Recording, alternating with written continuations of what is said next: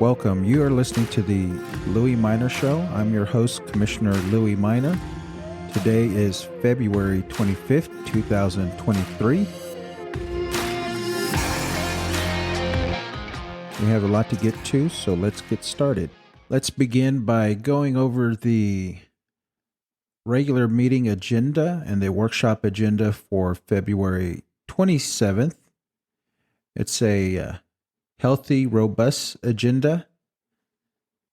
So, first item on the agenda is the invocation. Second item on the agenda is the Pledge of Allegiance to the United States and the state of Texas. We have the consent agenda items.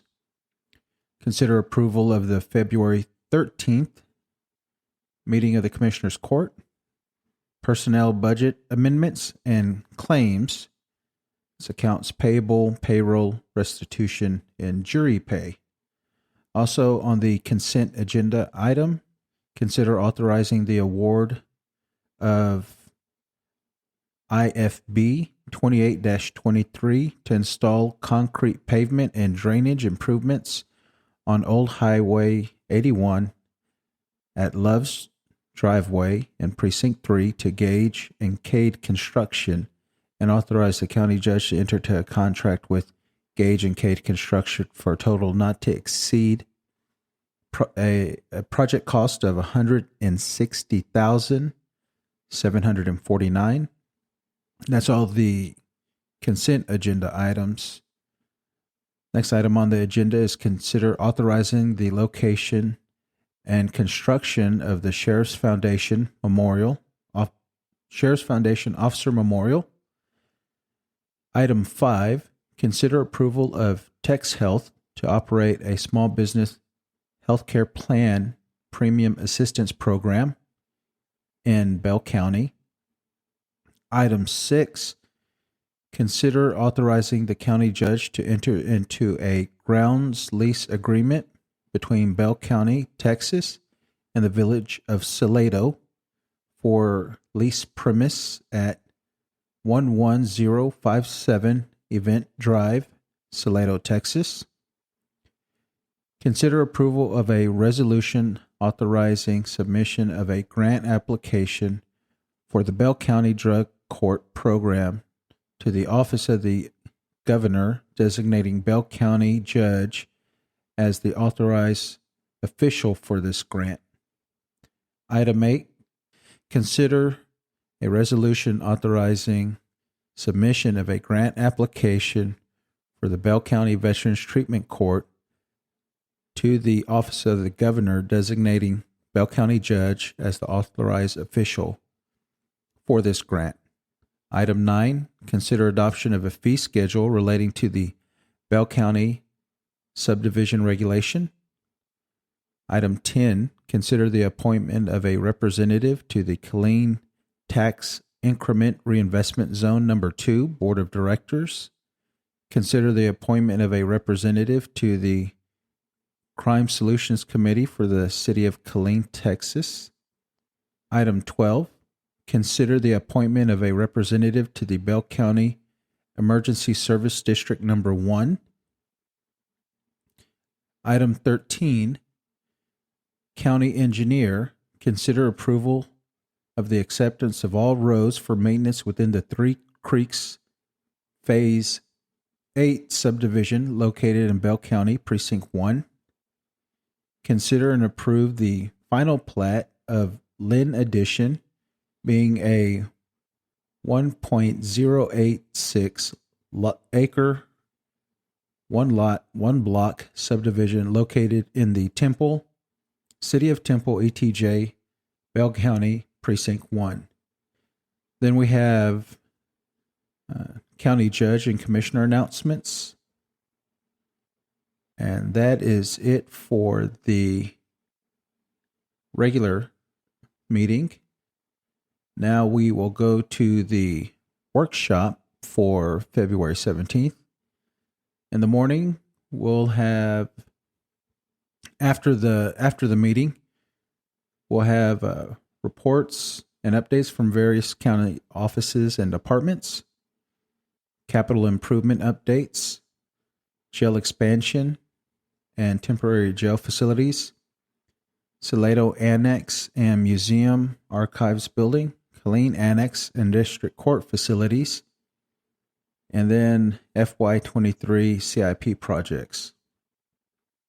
Item C, discuss amending the commercial operation date for Big Elm Solar from the original abatement agreement date of 3/2022 to 12/2024. Item D, discuss establishing a citizen panel to provide recommendations on the Confederate statue. Item E, closed session. Consider consultation with attorney relating to and pending or contemplating litigation. Then in the afternoon, starting at 1:30, items for the agenda. Gallagher Benefits Services presentation to Commissioners Court for Health and Dental Employee Benefits Process FY24. Briefing on Three Creeks Phase 9 Subdivision Belton ETJ Precinct 1. Discuss landfill regulation for Bell County. Discuss, that was item C. Item D, discuss 2023 new opioid settlement participation information for subdivisions. Item E, legislative updates. And then item F, deliberation regarding economic development negotiations. That'll be a closed session. And then we have county judge and commissioners may attend any of the following meetings. February 27th, the same day, the Bell County Historical Commission meeting. March 1st, we have the Texas Juvenile Chiefs Summit. That'll be in Austin. Also on March 1st, we have the Sun Valley Solar Dedication Ceremony. March 1st also, we have a meeting to discuss Bell County Thoroughfare Plan. March 2nd, we have a meeting to discuss the Bell County Thoroughfare Plan in Killeen. I'll be hosting that one. That'll be the Precinct 4 one at Texas A&M. Also on March 2nd, we have the Hill Country Transit District Retreat. That'll be in Belton. March 4th, the 7th Annual Spring Stand Down and Homeless Community Triage. March 9th, SITCOG Executive Committee Meeting. March 18th, the Bell County Public Health Touch-a-Truck. That'll be at the Expo Center in Belton. Let's see, April 13th, Central Texas Community Healthcare Connecting the Dots. That'll be at the Killeen Civic Center. And I believe that is everything for the agenda and the workshop on Monday, February 27th. So let's just go over a quick recap of the week, everything that's happened. As you recall, we did not have a Commissioners Court meeting this week. It was also President's Day, and on President's Day, I had the fundraising kickoff for the moving the statue. The press was there, and I want to play that press clip. Today marks the first day the Bell County Commissioner Louie Minor is raising funds for the relocation of a Confederate statue. That's right. Fox 44's Renaco G visited the fundraiser today to learn how the community is responding to the effort. am at the northwest corner of Courthouse Square, where Bell County Commissioner Louie Minor has started a fundraiser to relocate the Confederate soldier statue that has been causing controversy for many years. As promised, newly elected Bell County Precinct 4 Commissioner Minor orchestrated a fundraising event for the relocation of the Confederate statue, inviting all for donations and an open forum to discuss with Bell County residents the future of the figure. We can disagree on things and talk about things and discuss things, but doing stuff like this isn't good for our country. I would love to sit down and talk with anyone that wants to keep the statue here. Members of the community showed up in support of relocating the controversial statue that is a reminder of Confederate history for some in Bell County. Every time I walk down here, and that's all the time, and look at this statue, it reminds us of my ancestors, how they were hung, beaten, and mistreated. There's a lot of Latinos that live here. There's a lot of black people that live here. And to see that these statues all around the courthouse are still up, it's really jarring, just as a young person, to know that these ideologies are still present. Also in attendance was a heavy presence of those in opposition of relocating the statue, protesting that it is an honorable part of Bell County's history for reasons not related to slavery. To tear down a statue devoted to veterans is disrespectful to veterans, and it also removes the ability of us as a community to talk about slavery so that we don't engage in that disgusting activity ever again in our lives. Today, Minor donated $1,000 for the statue's relocation and is encouraging the community to donate and contribute to the financial goal of reaching $150,000. For more information on the relocation of the statue and its history, you can visit fox44news.com. In Belton, Renaco G, Fox 44 News. So that was Fox 44 that covered that. And there was a young woman there, 16 years old. You heard her on the clip talking about being surprised that these ideologies still exist here locally. She just happened to be standing out there during the protest, during the rally, and so I thought it was interesting. It opened up her eyes. She says she goes there all the time, really didn't think too much about the statues, but like what she said, it was jarring to see that those ideologies still exist. They do exist. Then another thing on the, I guess, the little rally that we had there, and I got a picture of it. Maybe I'll post it on my Facebook account. But it was a local activist, gun activist. You heard him on the clip too, supporting the statue, wanting it to stay there. Mr. C.J. Grisham, white guy, holding a sign that said, "Louie Minor hates black veterans." And to me, that's comical, because there was a black veteran there, many black veterans there that are supporting me and relocating the statue, and none of them said that. So you have a white guy, a veteran, holding a Louie Minor hates black veteran signs. So that was interesting. But I'm not opposed to talking to anyone about the statue. Those who support keeping it there, and those who want to move it. So on Monday, Mr. Grisham is going to come by the office, and we will discuss the statue. Also, I had received an email based off of this, because I had mentioned that I'm willing to discuss the statue with anyone from the opposition that wants to keep it there, but no one has reached out to me.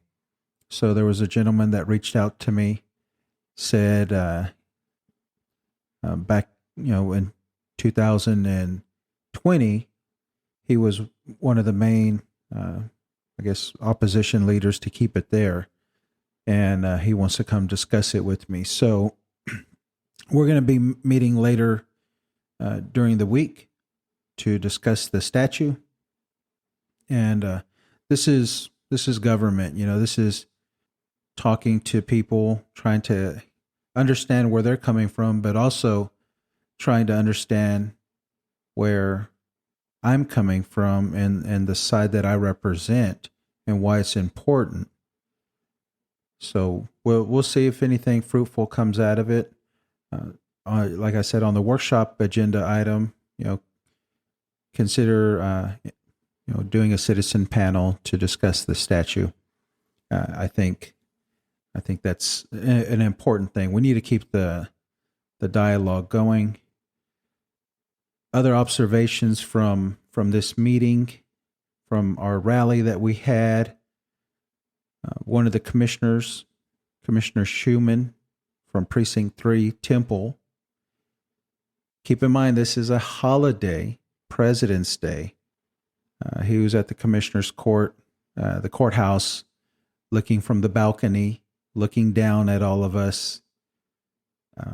Didn't want to engage with either side. And then I later found out another commissioner, Precinct 1, Commissioner Snyder, said that he drove by.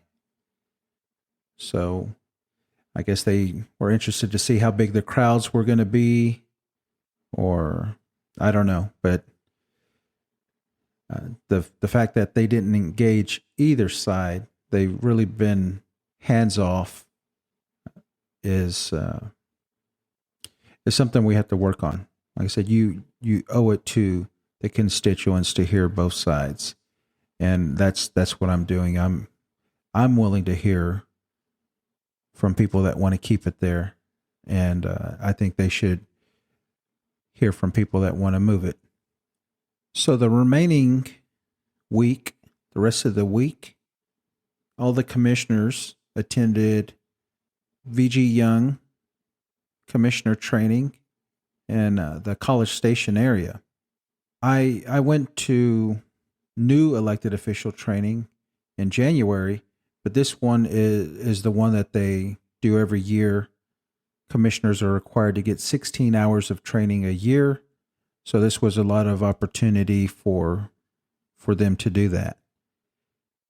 Commissioners from all over the state attended. Very new commissioners like myself. They refer to us as baby commissioners. And then we had, very senior commissioners that had been there, 20 plus years. But it was good networking. I was able to hang out with some commissioners from other places, and also had an opportunity to socialize with my commissioners, Bell County commissioners here. So yeah, it was a good, just icebreaker. Be able to talk about other things besides government. So that's part of that. You got to build that network, that working relationship, and I think this was part of that. I think we should do that more often outside of meetings. Be able to get together socially and do things. But something that I noticed, a couple of, or at least other commissioners that I spoke with, my friend Terry Cook was there from Williamson County, Precinct 1 County Commissioner. And there's another commissioner that she's newly elected. She's in Brazos County, Wanda Watson. I think she's Precinct 1 as well. And then I met another commissioner from the East Texas. And something I started noticing is that, there are a lot of commissioners like us that are the only Democrat on the court, and how we are managing that. Also ran into County Judge Ruben Becerra from Hays County, and he had his two commissioners there with him, all Democrat.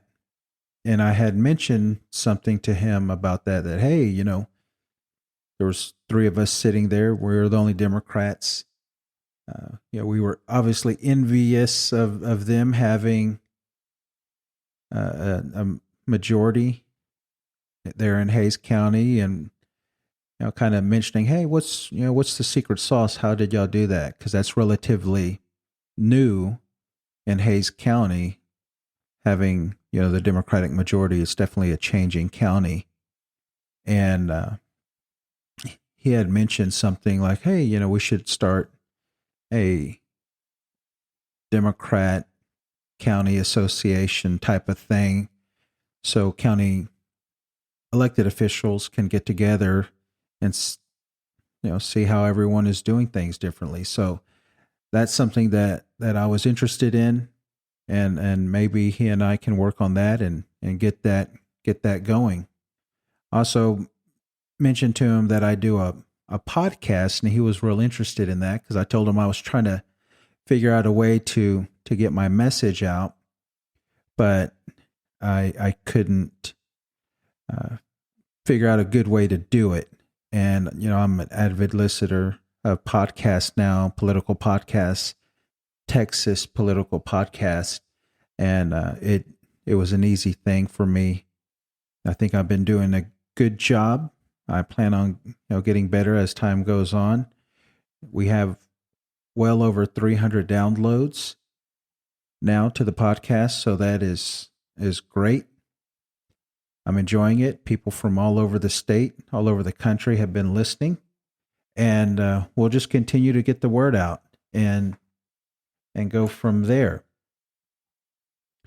So let's switch gears real quick and talk about something that a lot of my opponents, my opponent and some of the Republicans like spreading around on social media, is an incident that happened to me in the city of Troy. And I want to address that. It came up during the later part of the election, just on social media. No one ever mentioned it to me really in public or in any type of public forum. But definitely on social media, it's been going around. And then also on the Confederate statue, news articles and stuff like that, it's been going around in the comments. So let's see, where do we start? So I began my law enforcement career in 2003, roughly. I was working for the sheriff's department as a jailer and got my license. So all I wanted to do was be a law enforcement officer, a deputy or police officer, whatever. But I was working with the sheriff's department.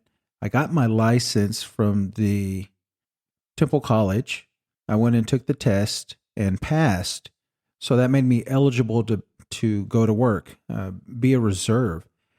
At the time, I asked the sheriff's department lieutenant, I forgot her name, I think it was Farley, and wanted to reserve, and they never responded to me. So I went and reserved with the Bell County Constable's Office, Precinct 3 in the Temple area. At the time, it was Constable Bill Hartwell, is who I worked for, and Chief Deputy Thomas Prado, good friend of mine now. He went on to become constable after Constable Hartwell retired, and now Constable Prado is now retired. But going back to that, I learned everything that I do know about law enforcement from the constable's office, evictions and all that stuff. And then in between serving our process with the constable's office, we would go out and run traffic, do arrest warrants, those type of things.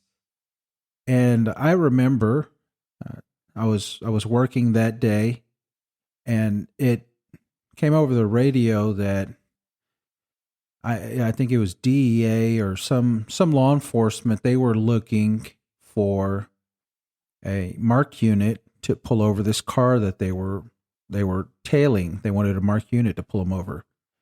So I was in the area. I started making that way to them. They were coming southbound on I-35, and they pulled them over. In the city of Troy Police Department had pulled them over, and I want to say it was the chief of police that had pulled them over. At the time, the guy's name was David Seward. So we pulled it over. I helped out with that. They had, I want to say, my memory's fuzzy. This happened in 2000, I think 5, 6, somewhere in there.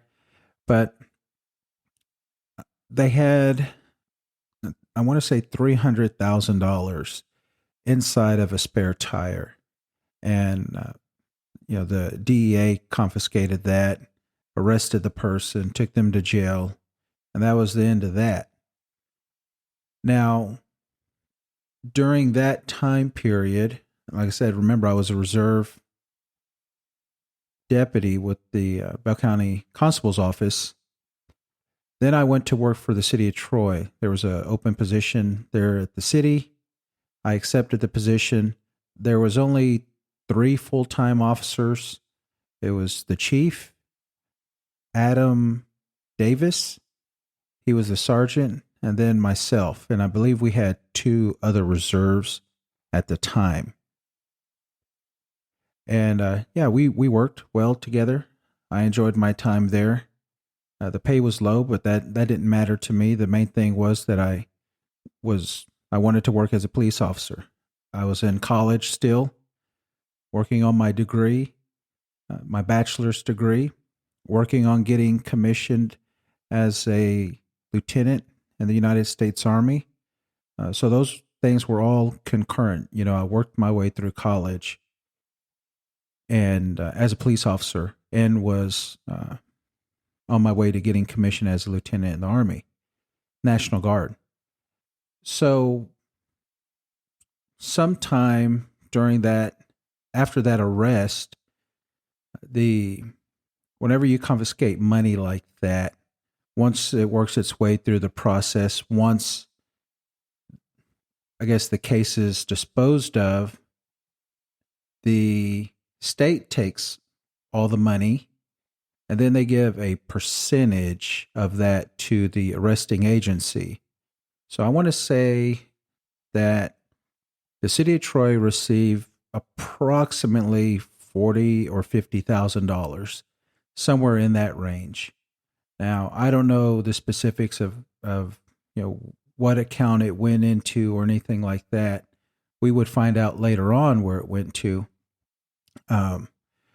But like I said, I don't remember how it came up, but it come to find out that the chief of police was stealing money from that account, and some of the officers, myself and Sergeant Davis, we had co-signed some of the checks.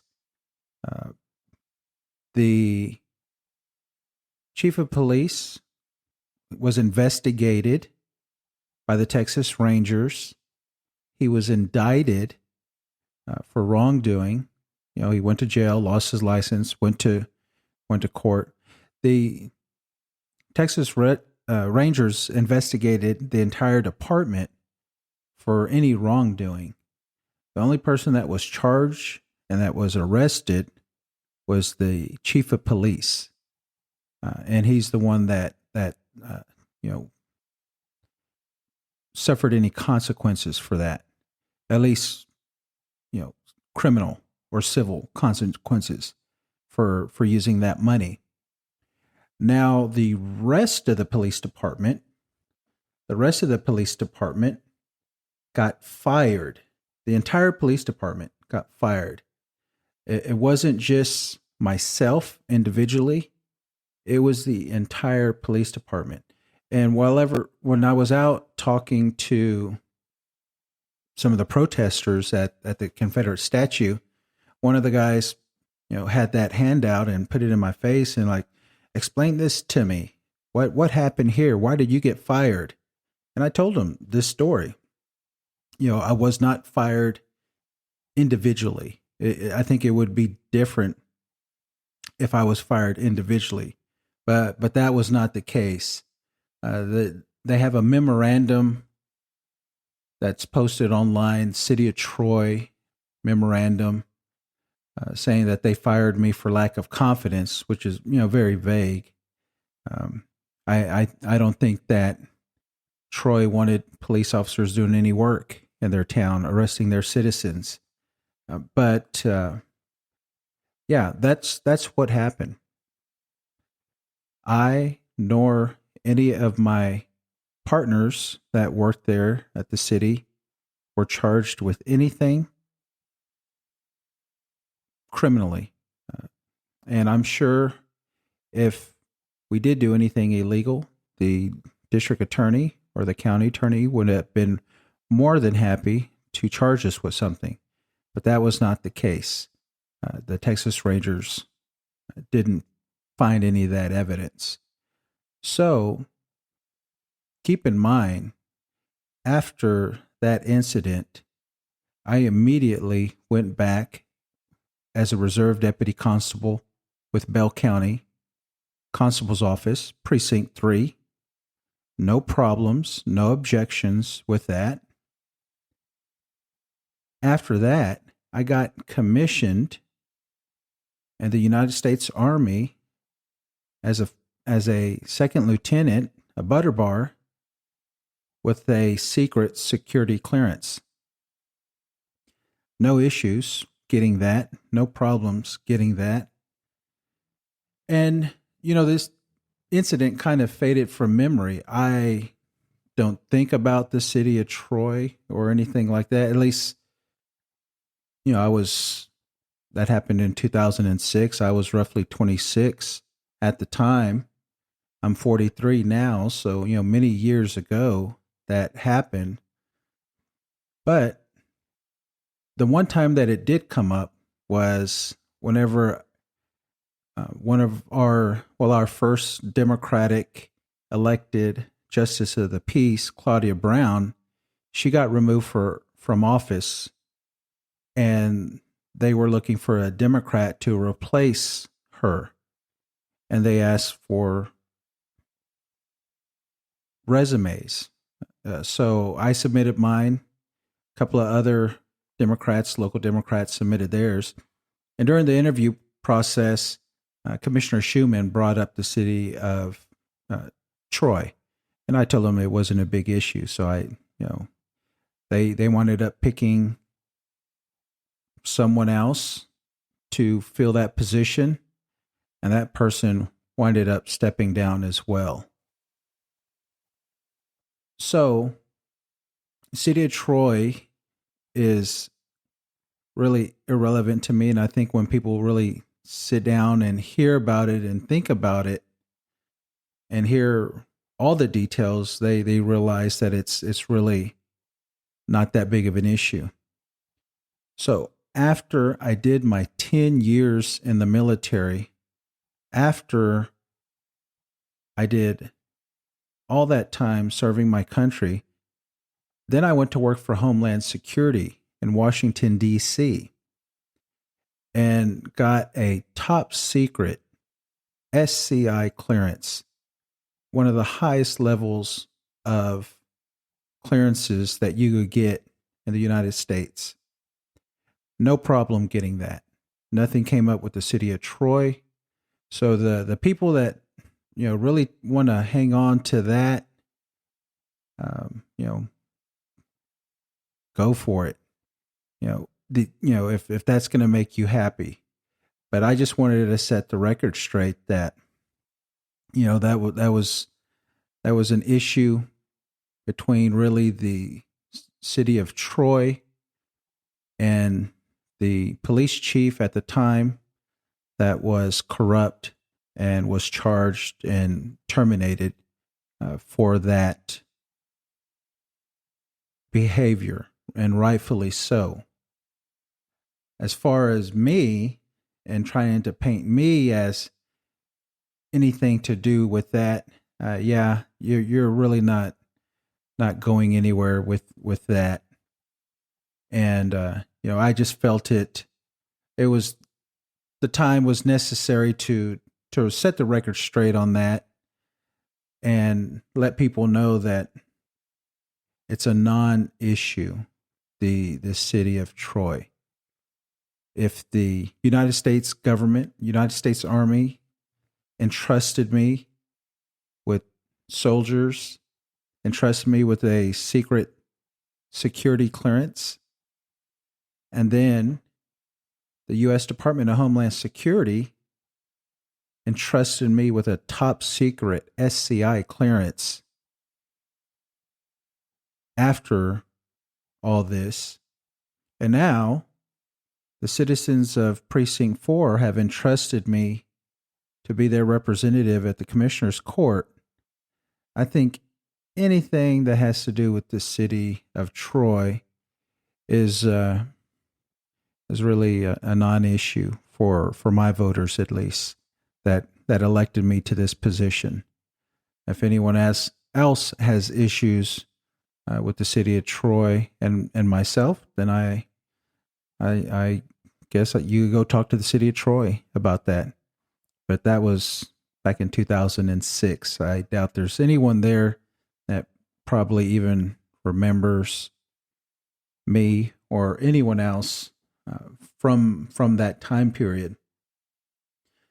And then there was also something mentioned about, I think it was 2 judgments that was online.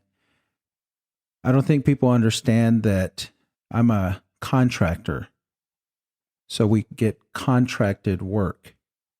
That means we enter into agreement to an agreed upon price and go from there.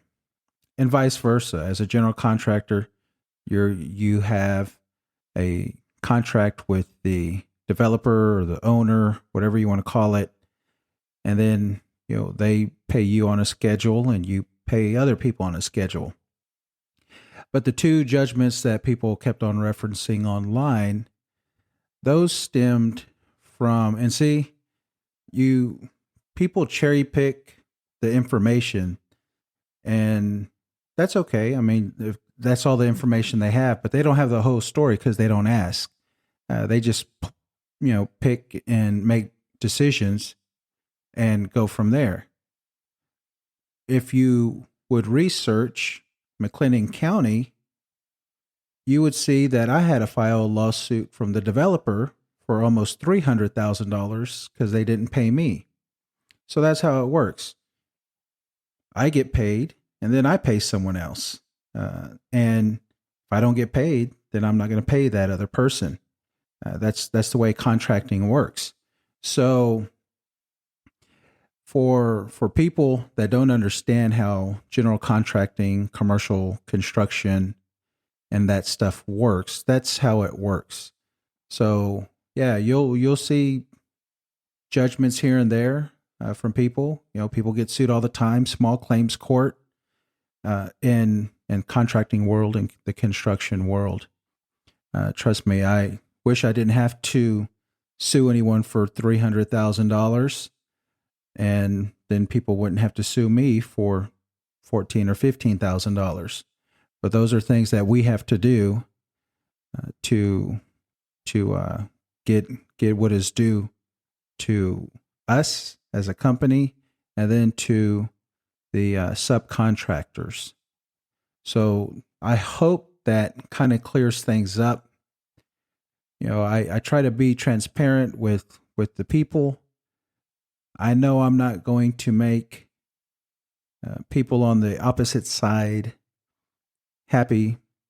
The Republicans, if we're on 2 different political spectrums, I would never expect them to vote for me or support me in masses.